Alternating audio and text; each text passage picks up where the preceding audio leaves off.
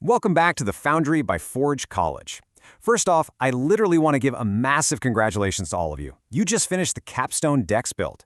You've successfully assembled, tested, and deployed your very own decentralized exchange applications. And honestly, that is no small feat. But hey, we're definitely not stopping there. In this explainer, we're taking the next evolutionary step. We're going to look at how we take those idle tokens just sitting around in wallets and turn them into active, yield-generating credit. We are moving from simple swaps to the totally fascinating world of lending. So, here's our roadmap for today. First, from DEX to lending. Second, we'll meet the lending participants. Third, the decentralized bank metaphor. Fourth, markets, oracles, and adapters. Fifth, the life cycle of a loan. And finally, reviewing the landscape. All right, Section 1, from DEX to lending. You know, lending is really the most natural next step after mastering liquidity pools. You already know how to move tokens around. Now we're going to put some hard rules around how long those tokens can be held and, well, what happens if someone doesn't give them back. With DEX swaps, like you just built, you're trading tokens directly. But with lending protocols, you're borrowing against idle tokens to create yield. And the cool part, despite these totally different goals, lending protocols reuse the exact same cross-program invocations and SPL token flows that you just mastered. The plumbing is literally identical. We're just building a different kind of house. So, a lending market has three massive jobs it has to coordinate entirely on-chain with zero human intervention. First up, custody and accounting, holding the assets and knowing exactly who owns what. Second, issuing and tracking debt, so recording who borrowed what and how much interest they owe. And third, enforceable risk controls, which basically means collateralization. If a borrower's collateral drops in value, the protocol has to act instantly to protect the lenders. Okay, Section 2. Let's meet the lending participants. So, who is actually interacting with these protocols to keep this whole decentralized machine running? Well, every abstract role maps directly to a concrete, verifiable Solana smart contract artifact. Funders, or lenders, supply liquidity and get sharemans in return. Borrowers post collateral and create debt state accounts. Liquidators, well, they're kind of the bounty hunters. They use liquidation instructions to close out bad debt. Then you've got the market program acting as the ultimate rulebook, the price oracle as the appraiser, and adapters acting as translators. When you're looking at a protocol's architecture, look for these specific on-chain artifacts. But before we move on, we have to define a crucial term, loan-to-value, or LTV.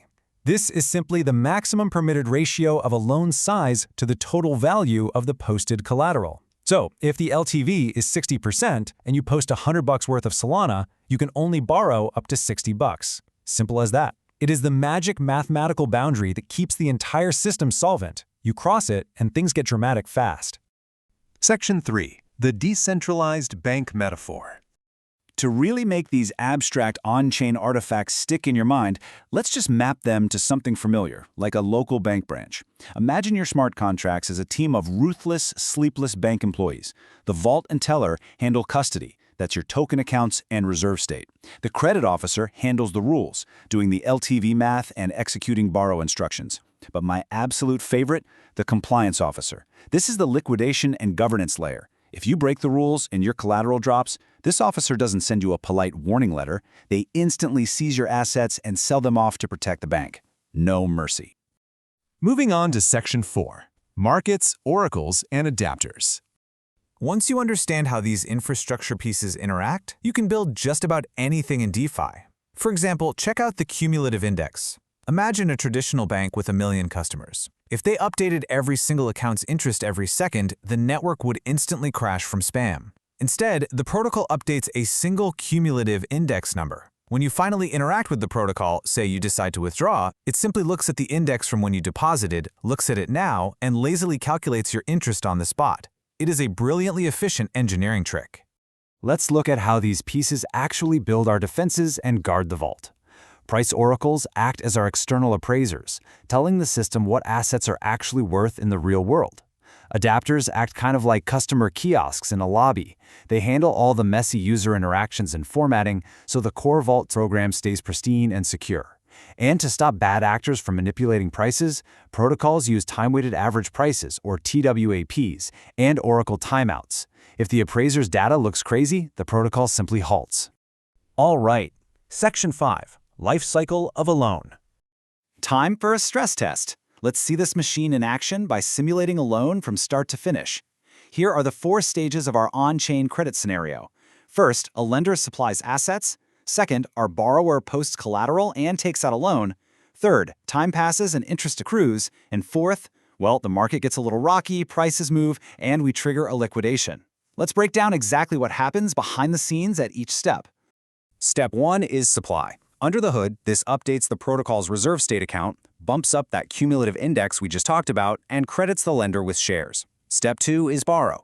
Now the smart contract has to read the Oracle account to check the price of the collateral, do the math to make sure the loan is under that 60% LTV limit, and finally write a completely new debt record for the borrower. It's really just a sequence of highly specific SPL token operations. But then, disaster strikes. What happens when the price of Solana suddenly drops 30%? The market is crashing. Our borrower's collateral is suddenly worth a lot less, and they are in deep, deep trouble. 65. That is the borrower's liquidation threshold, and because of the price crash, they just crossed it. This means their collateral is no longer sufficient to maintain the protocol's safety margin. The decentralized compliance officer has just woken up, and things are about to get ruthless. Here is the absolute ruthless efficiency of the liquidation flow. First, the Oracle feed reports the new, lower SOL value. Instantly, an automated liquidator bot spots this and submits a transaction containing the borrower's debt and collateral accounts. The market program verifies the math. Yep, threshold crossed. Then, via a cross-program invocation, it automatically seizes the borrower's collateral, uses it to pay off the debt, and pays the liquidator a bonus fee for keeping the system healthy. Boom. Done in milliseconds. Finally, Section 6, reviewing the landscape. Okay, take a breath. Let's pull back from that intense simulation and look at the big picture. The absolute most crucial point to take away from this explainer is this mental checklist. Whenever you analyze a new protocol, remember this. Participants always map to specific on-chain accounts.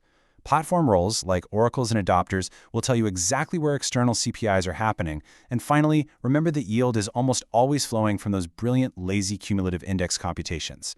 If you use this mental model, you'll be able to read complex smart contracts like a seasoned pro.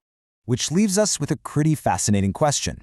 If the core plumbing is exactly the same, how do major protocols like Comito, MarginFi, and Solana take these exact same blueprints and build completely different architectures?